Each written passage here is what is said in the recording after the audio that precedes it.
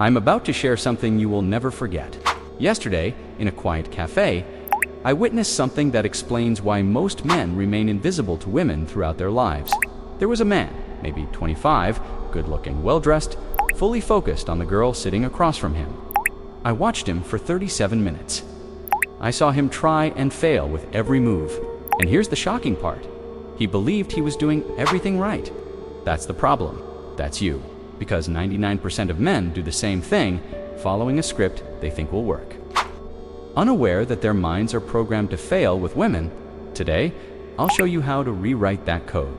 But hear me clearly, most men will never have the courage to do it.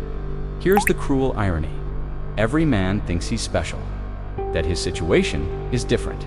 He believes that because he's kind, dresses well, or can make her laugh sometimes, he deserves a different outcome. But it doesn't matter. If your mindset is wrong, everything else is irrelevant. It's like trying to run Windows software on a Mac. No matter how brilliant the program, it will never work.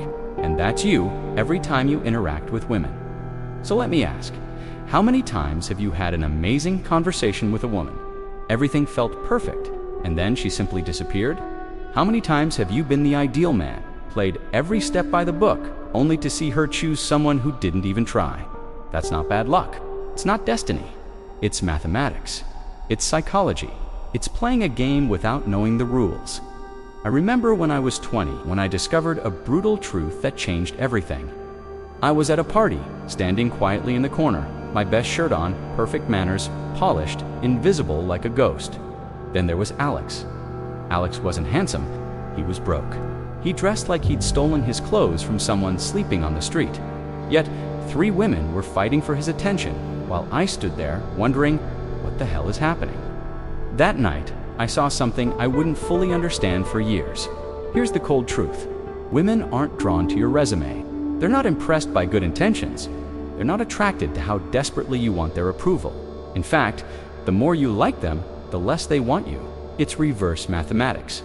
The harder you try, the faster you fail. I know what you're thinking. It doesn't make sense, does it?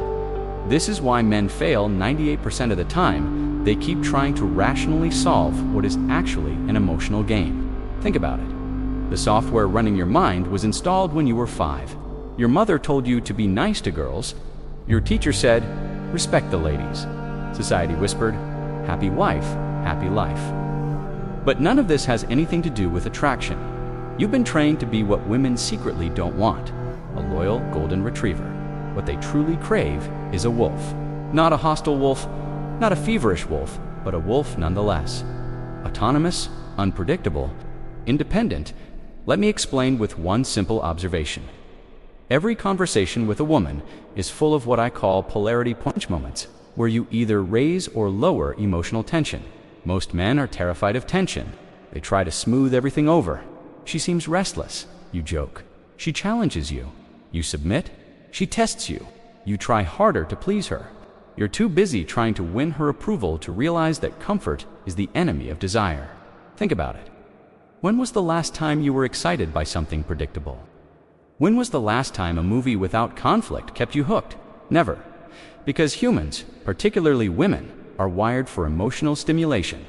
They crave push and pull, ambiguity, tension, and challenge. But you behave like an instruction manual. Page 1, I like you. Page 2, I will do anything for you. Page 3, please choose me. And the conclusion, boring. Now, understand me clearly. I'm not telling you to be cruel. Stupid men think that because women like excitement, they must act like jerks. But women don't like bad men. They like men who are independent men, who own their body, their reality, their existence, and don't collapse just because a pretty face appears. Ironically, the bad boy often has these qualities only because he doesn't care about anything. But you can have them too, without losing your decency. And that's the perfect combination. Here's a practical example. You meet a woman online. She's stunning. Your instinct. Write something witty, something clever, something that proves you're unique. You've already lost. Why? Because your entire approach depends on her reaction. You're not expressing yourself. You're performing. You're not speaking. You're auditioning. And she can smell it like a shark smells blood in the water. So what do? You write what makes you laugh. You write what entertains you. You act as if you have 10 other options, and this is just one more conversation. That energy, that self-amusement, that groundedness is what breaks the noise. That's what makes her stop and pay attention. This is where most men fail. Even when they understand this idea, they still try to fake it. They pretend not to care while caring desperately inside. They feel beta but try to act alpha. Pay attention. Women have been watching male behavior since they were teenagers. They've observed every word, every trick, every move men make. They are authentic by nature, and their radar is sharper than a lie detector. You can't fake it. You must become it. Let me share a story. About 3 years ago, I met a woman the kind who makes you reorganize your entire day just for the chance to see her again. We were talking, everything was flowing perfectly, until she said something I strongly disagreed with. The old me would have nodded along, smiled, and stayed polite. But this time, I looked her in the eye and said, "That is the most ridiculous thing I've heard all day." This morning, I spoke to my neighbor. She believes birds are government spies. She looked at me, shocked, then laughed and leaned in with curiosity. Why? Because every other man had agreed with everything she said.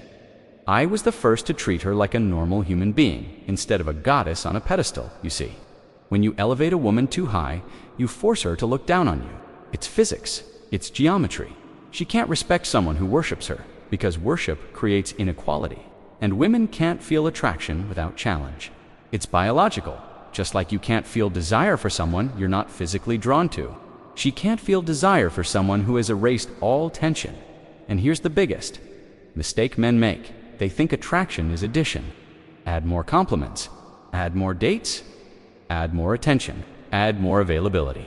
But attraction is subtraction. Subtract your constant presence. Subtract your need for instant replies.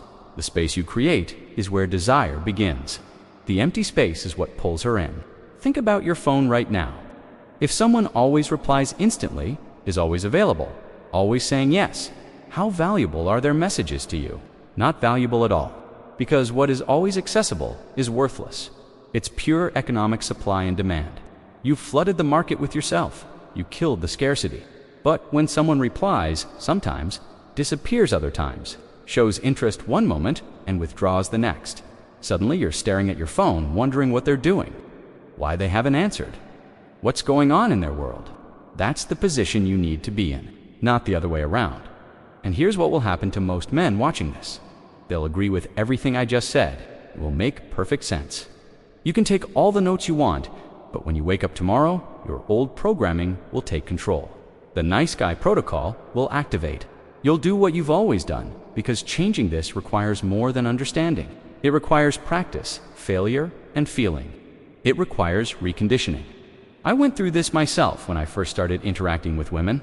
I failed beautifully with this new perspective. I went from too nice to completely indifferent, from too available to disappearing completely, from too polite to unnecessarily confrontational. It probably took me 100 interactions before I finally found balance. But here's what I discovered. Even my mistakes were more attractive than my old perfect behavior.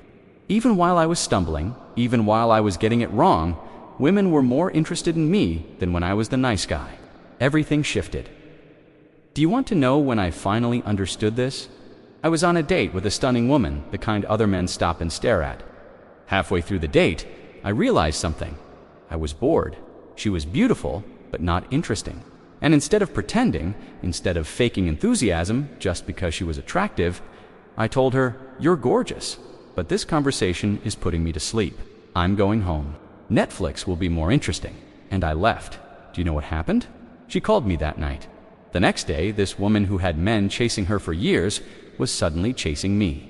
Not because I used a technique, not because I was playing a game, but because I genuinely valued my time and attention more than her beauty. That's the real power. That's the real frame. And most men don't understand this. It's not about being cruel. It's not about being dismissive. It's about having standards that go beyond physical beauty. It's about being truly ready to walk away if those standards aren't met. Most men only have one standard. Is she attractive? That's like buying a car only because it looks nice without checking if the engine works. You're setting yourself up for disaster. Let me explain what really happens inside a woman's mind when she meets a nice guy. He's sweet. He compliments her. He agrees with everything she says. He tries to impress her. And unconsciously, she concludes, this man is beneath me. He needs me more than I need him. He's safe, and therefore, he's boring. He's forgettable, but a man who understands. He's not overly eager. He is friendly, but he teases her. Sometimes he's available, sometimes not. He disapproves when necessary. He is more concerned with entertaining himself than trying to impress her, and her unconscious mind picks up on this. In short, she feels he is on her level or above it. He has options. He is unpredictable. He is intriguing. He is unforgettable. Do you see the difference? This isn't about acting foolish. It's about being a man with a life of his own thoughts, his own standards, and an identity strong enough to handle the moment when a beautiful woman appears. Now, let's talk about one of the most feared topics by men, the friend zone. Every man fears it, but very few understand why it exists. Women place men in the friend zone when they feel no romantic respect for them. How do you end up there? By acting like a friend when you actually want to be a lover. You earn it by being nice, always available, and completely You pretend from day one, hiding your desire behind fake friendship, and then act surprised when she feels nothing for you. Listen carefully. If you see a woman in romantic terms, she must know it not through a dramatic confession 3 months later, but through your actions, your energy, and your subtle flirtation from day one, not through hidden intentions buried under the mask of friendship. Let me give you an example. Mike was a man I knew. He befriended every woman he admired. He became their emotional support, their assistant, their always available best friend. And then, months later, he would confess his feelings. Every time he was rejected, and every time his heart was shattered. But he would say, "But I was so nice to her." Exactly, that was the problem. You were nice. You were not attractive. You were not sexual. You were not emotionally charged. You were like a brother, a girlfriend, a pet. Being rude is not the solution. The solution begins here. Be attractive first, then be nice. Take the lead. Bring vitality into the interaction. Use compassion like a spice, not as the main dish. Be sexual, but never creepy. Be confident, but never arrogant. Be a challenge, but not impossible. This is a balance, but it can be learned. Here's a practical exercise. Next time you text a woman, pause before hitting send. Ask yourself, am I sending this to get a reaction from her? Or am I sending this because it entertains me? If it's the first, delete it. If it's the second, send it. This one simple filter will change the entire dynamic of your communication. Here's another practice. Disagree. Not with everything, not just to be difficult, but when you truly disagree, say it. No, I don't think so. That movie was awful. I see it differently. Start with small things. Instead of mirroring the opinions you think she wants to hear, express what you truly believe. Here's what will surprise you. The more politely you disagree, the more intrigued she becomes. Why? Because it shows strength. It shows you don't need her. It shows acceptance. It shows that you see her as an equal human being whose opinion can be wrong, not as a goddess whose words are sacred scripture. I remember a conversation from about a year ago. A girl told me she believed in astrology. The old me would have said, "Oh, that's cool. Tell me more." But instead, I said, "Astrology is just organized birthday racism." She paused, then she laughed. And then she spent the next hour trying to convince me otherwise. We had a real dialogue with real energy, instead of me nodding silently while she talked. That's the difference. But here's the real secret, the piece that changes everything. You must become a man who doesn't need a woman's approval. Don't act like that man. Become that man. How? By building a life that is genuinely fascinating. Have hobbies that fulfill you. Have goals that wake you up in the morning. Set rules that actually matter to you. When your life is full, when you're truly busy with things that are important to you, when you have real options, you stop trying to play hard to get. You are hard to get. You stop pretending to have standards. You actually have them. You stop faking confidence. You feel it because your life has given you a reason to be confident. Most men try to recruit women to fill the emptiness in their existence. And women can sense this emptiness the way animals sense earthquakes. They know, consciously or not, that you're using them as emotional crutches, as validation devices, as proof that you are worthy. That pressure is too heavy, that responsibility is too much. So they run. Your life must be full. A woman should be a complement, not a necessity. She should be the cherry on top, not the entire cake. Because if she is your whole cake, what happens when she leaves? You're empty again, you're shattered again, and you're desperate again. Think of the men who are naturally magnetic to women. They are not always the richest or the best looking, but almost all of them are men whose lives are full, even without women. They have jobs, passions, friends, and goals. Women are a part of their lives, not the center of them, and that is what makes them magnetic. That's what makes them attractive. That's what you must become. Now, let's talk about the moment of truth. Whether in person or online, most men show up with the energy of a job interview. Please choose me. Here are my credentials. Stop showing up like a man begging to be chosen. Show up like a man who is offering an opportunity. I am fascinating. I am entertaining. If you are worthy, I may allow you into my life. Do you see the shift? It's not arrogance. It's not narcissism.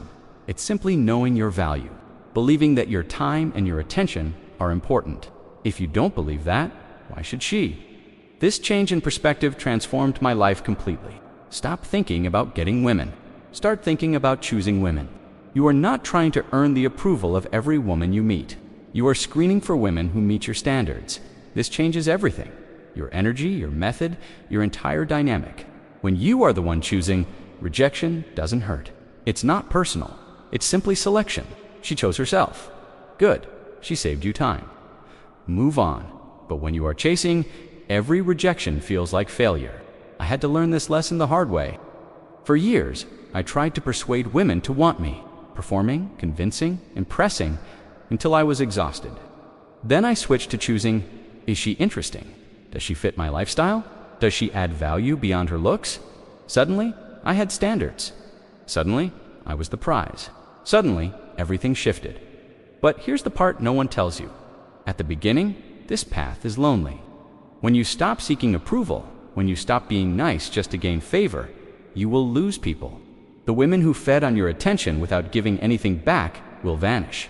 The friends who loved your self-sacrifice will be confused. Your family might say, you've become selfish. Good. Let them be confused. Let them talk, because on the other side of this short, lonely season is something far better. Genuine attraction, real connection. Women who choose you for who you are, not for what you do for them. Do you know what's tragic? Men in their 40s and 50s still running the same program they learned at 15, still trying to be nice as a strategy for attraction, and still wondering why they fail. Don't become that man. Make the change now. Yes, it's uncomfortable. Yes, it's terrifying. But it's more terrifying to stay the same. It's more terrifying to die with regret. Everything I'm telling you is true. It's simple but not easy. Simple because the ideas are clear. Not easy because you must reprogram decades of conditioning. Not easy because you must face rejection. Not easy because you must become someone new, and the world will resist it. Your friends will resist it. Your old self will resist it. But here's my promise to you. If you truly do this, if you change your perspective, if you practice what I've taught you, your entire world will change. Not just with women, but in every area of life. Because the confidence that comes from no longer needing validation, the strength that comes from having standards, the freedom that comes from being genuine, these things transform everything. This is your assignment. But here's the truth. 98% of men will never do it. And 98% will stay exactly where they are for the next 30 days, the next 30 years. Be the 2%. Practice one thing. Detach from the result. Approach women without clinging to the outcome. Do this and watch your entire reality change. Send messages that carry no need. Go on dates with no urgency. Just practice being present, being genuine, being satisfied with who you are. That is it. That is the key. That is the missing piece. That is what separates the 2% from everyone else. No magic lines, no tricks, no techniques. Just the ability to stand as yourself alone and let women decide whether they want to join your world, instead of you desperately trying to join theirs. Listen, I understand. This video has probably shattered everything you were taught to believe. Good, it should, because everything you've been taught has brought you here. to a place you no longer want to be. So the question is simple. Will you keep doing what has never worked, or will you finally try something different? You have a choice: scarlet button or blue button, old results or new opportunities, comfort or expansion. And deep down, you already know which one you will choose. You knew it before this video even ended. The only question is, when will you stop lying to yourself and finally act? That is all I have for you today. Take it or reject it. Use it or ignore it. But never say that no one told you the truth, because now you can't escape it. Now you know.